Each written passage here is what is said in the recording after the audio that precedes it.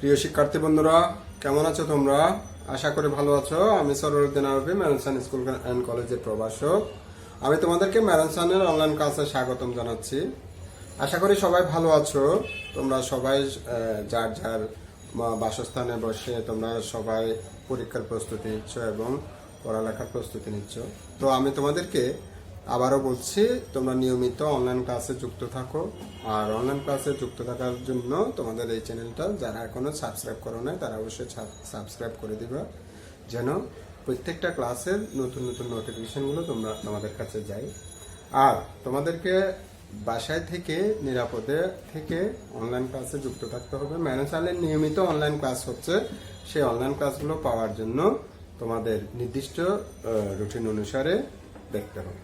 আচ্ছা যাক, তাহলে আমি আর কথা না বাড়িয়ে আজকে আমরা একটা গুরুত্বপূর্ণ বিষয় নিয়ে আলোচনা করব। সেটা হচ্ছে যে নবম ও দশম শ্রেণীর অ্যাকাউন্টিং এর পঞ্চম অধ্যায়। কারণ আমাদের এবার সিলেবাসে নবম শ্রেণীতে পঞ্চম অধ্যায়টা রয়েছে। পঞ্চম অধ্যায়টা হচ্ছে যে হিসাব। ঠিক আছে, অ্যাকাউন্টিং এর আমরা পঞ্চম অধ্যায় লিখেছি হিসাব। তাহলে হিসাব কাকে বলে? হিসাবের জিনিসটা খুবই গুরুত্বপূর্ণ, কারণ এটা একটা বাধ্যতামূলক ধাপ যেটা খতিয়ানে আমরা ব্যবহার করে থাকি। তো হিসাব সম্পর্কে আমাদের জানতে হবে, এবং আমি এই পুরো ভিডিওটা দেখলে তোমরা আশা করি এই বিষয়টুকু, চ্যাপ্টারটার মূল বিষয়টুকু তোমরা ভালো করে বুঝতে পারবে। তো আমি তোমাদেরকে পুরো ভিডিওটা দেখার জন্য অনুরোধ করছি। ঠিক আছে, তো আমরা আসি।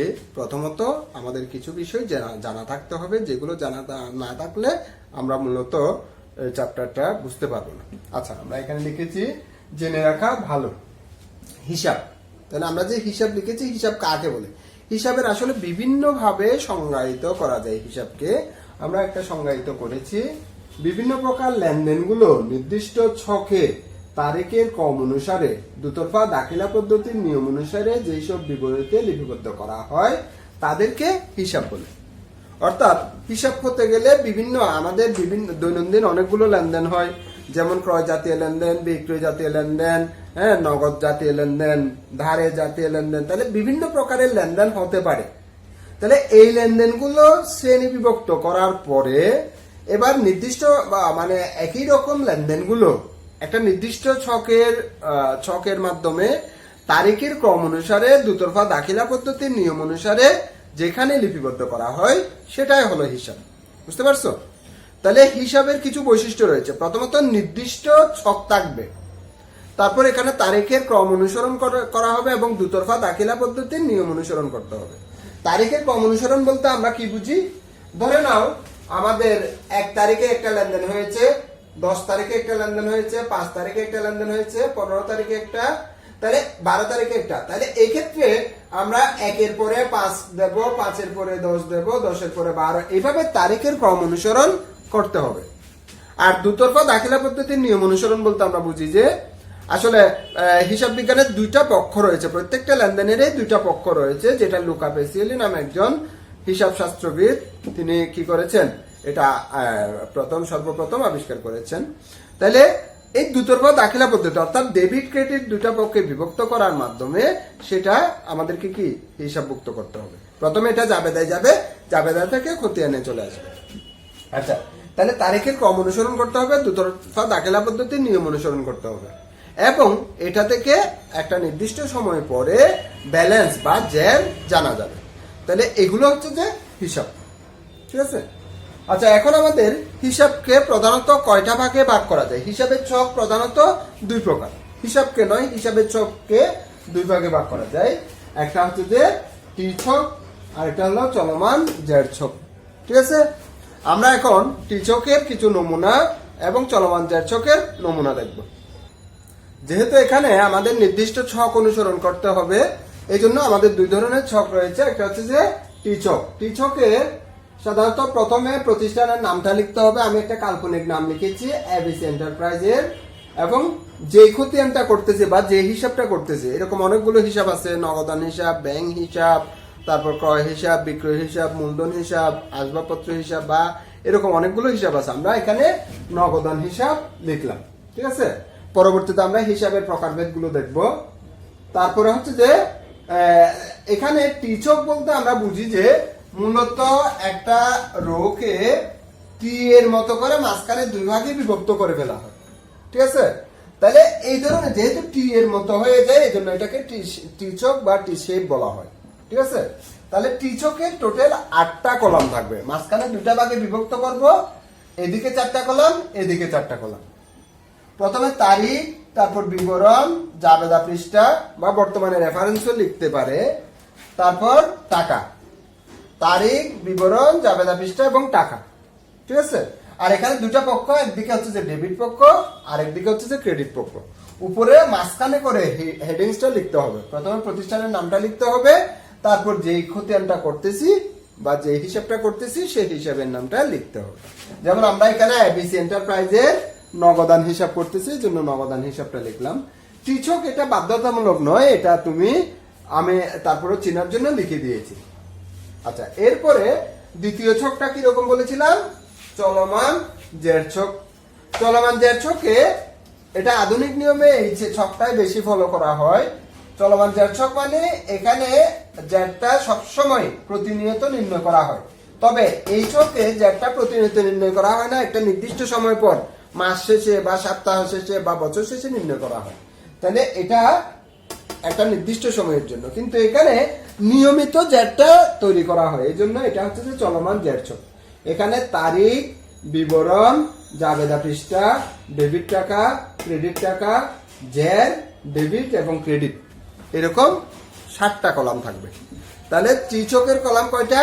ত্রিচকের কলাম হচ্ছে যে তোমার 8টা, আর চলমান জের ছকের কলাম হচ্ছে যে 7টা, ঠিক আছে? আচ্ছা, তাহলে আমরা কলামগুলো জানলাম। এখন আমরা জানতে পারবো যে হিসাবের শ্রেণী বিভাগ বা হিসাবকে প্রধানত কয় ভাগে ভাগ করা যায়, ঠিক আছে? আমরা এর আগের ক্লাসে অর্থাৎ তোমার দ্বিতীয় অধ্যায়ে পড়েছিলাম একটা হিসাব সমীকরণ। মূলত আধুনিক নিয়মে হিসাব সমীকরণের মাধ্যমে হিসাবকে কি করা হয়, মানে ভাগ করা হয়। তাহলে আমরা এই ভাগটা একটু দেখব। তো বন্ধুরা, আসি আমরা হিসাবের প্রকারভেদটা দেখব। প্রথমত আমরা একটা চার্টের মাধ্যমে দেখালাম হিসাবকে দুইটা পদ্ধতিতে ভাগ করা যায়। একটা হচ্ছে যে আধুনিক পদ্ধতি বা সমীকরণ পদ্ধতি, আর একটা হচ্ছে যে সনাতন পদ্ধতি। আধুনিক পদ্ধতি বলতে কোনটা? আমরা জানি যে হিসাব সমীকরণ a সমান l প্লাস সি প্লাস আর মাইনাস ex মাইনাস ডি, এটা হচ্ছে যে আধুনিক পদ্ধতি বা সমীকরণ পদ্ধতি, যেখানে সমীকরণের বিভিন্ন উপাদানের মাধ্যমে হিসাবকে ভাগ করা যায়। তাহলে এই পদ্ধতিতে হিসাবকে 5টা ভাগে ভাগ করা যায়। একটা হচ্ছে যে অ্যাসেটস বা সম্পদ সমূহ বা সম্পদ হিসাব। 2 নাম্বার হচ্ছে যে দায় বা লাইবিলিটিস, দায় হিসাব। তারপর আয় বা রেভিনিউ বা রাজস্ব হিসাব, ঠিক আছে? এটাকে আর দ্বারা প্রকাশ করা হয়, আর মানে রেভিনিউ বা রাজস্ব। তারপর ব্যয় হিসাব বা এক্সপেন্সেস, সকল প্রকার ব্যয়গুলো তাহলে একটা এই হিসাবের মধ্যে যাবে।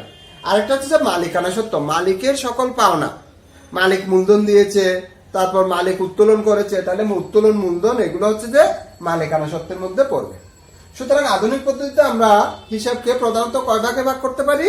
5টা ভাগে ভাগ করতে পারি। তোমাদের বইতে কিন্তু আধুনিক পদ্ধতিটাই দেখানো হয়েছে, তো আমরা তারপরে দুটোটা দেখালাম। আধুনিক পদ্ধতিতে সম্পদ হচ্ছে তোমার সকল প্রকার সম্পদগুলোকে সম্পদ হিসাব বলা হয়। যেমন আসবাবপত্র আছে, নগদ আছে, ব্যাংক আছে, হ্যাঁ, তারপর যন্ত্রপাতি, মেশিন, জমি, দালান কোঠা, এগুলো সবগুলো সকল প্রকার সম্পদ, সবগুলো হচ্ছে যে সম্পদ হিসেবের মধ্যে বা অ্যাসেটস এর মধ্যে যাবে। সকল প্রকার দায়, যেমন পাওনাদার, প্রদেয় বিল, হ্যাঁ, বকেয়া বেতন, বকেয়া ভাড়া, এরকম বকেয়া কোনো খরচ থাকলে এগুলো, ব্যাংক জমা অতিরিক্ত, এগুলো হচ্ছে দায়ের মধ্যে। তারপর আয়, বিভিন্ন প্রকার আয় রয়েছে, যেমন সেবা আয় রয়েছে, বিক্রয় রয়েছে, কমিশন প্রাপ্তি রয়েছে, বাট্টা প্রাপ্তি রয়েছে, যত প্রকার আয় রয়েছে সেগুলো এই হিসাবের মধ্যে যাবে। তারপর ব্যয় মানে খরচ, যেমন পণ্য ক্রয় করেছি, খরচ হয়েছে, বেতন দিয়েছি, ভাড়া দিয়েছি, বিদ্যুৎ বিল দিয়েছি, বা যত প্রকারের খরচ রয়েছে সেগুলোর জন্য এক ধরনের হিসাব রয়েছে, সেটা হচ্ছে যে ব্যয় হিসাব। আর মালিকানা সত্ত্ব তো বলেছি, মালিকের মূলধন, তারপর মালিক উত্তোলন করলে সেগুলো, তাহলে যে হিসাবে যাবে সেটা হচ্ছে যে মালিকানা সত্ত্ব হিসাব বা ইকুইটি। তাহলে আমরা আধুনিক পদ্ধতিতে 5টা ভাগে ভাগ করতে পারি। এবার সনাতন বা আগের পদ্ধতিতে মূলত হিসাবকে 3টা ভাগে ভাগ করা হতো। একটা হচ্ছে যে ব্যক্তিবাচক, তারপর একটা হচ্ছে যে সম্পত্তিবাচক, আর একটা হচ্ছে যে নামিক হিসাব। নামিক হিসাবকে আবার 2টা ভাগে ভাগ করা হতো। একটা হচ্ছে যে আয় হিসাব আর একটা হচ্ছে যে ব্যয় হিসাব। বুঝতে পারছো? তবে সনাতন পদ্ধতি যা এখন প্রচলিত নেই, তোমাদের বইতে এটা আলোচনা করা হয়নি, তারপর আমি একটু দেখালাম।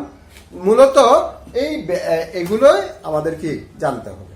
ঠিক আছে, এখন আমি দেখাবো তোমাদেরকে কিভাবে হিসাবে ডেবিট ক্রেডিট নির্ণয় করা হয়। আমাদের এই চ্যাপ্টারে কিন্তু ডেবিট ক্রেডিট নির্ণয়টা পরীক্ষায় আসবে। বুঝতে পারছো?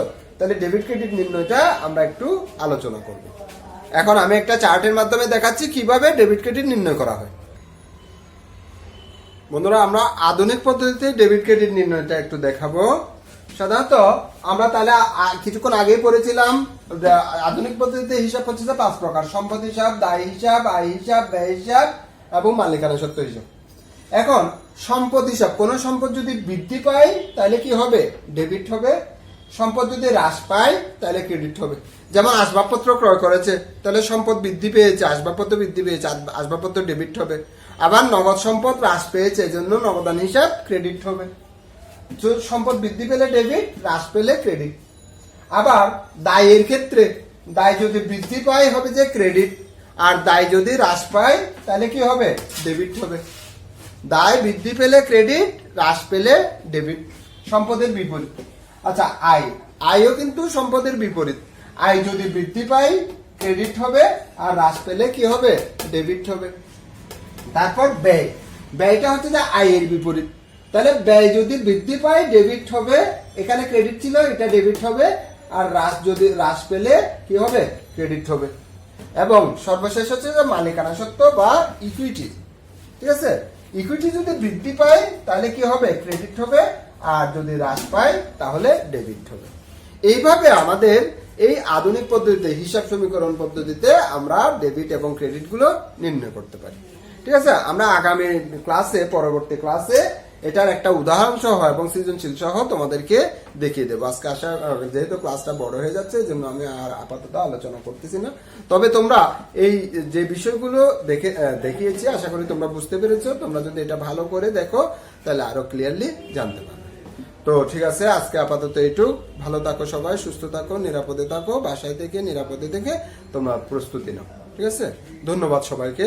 আল্লাহ হাফেজ।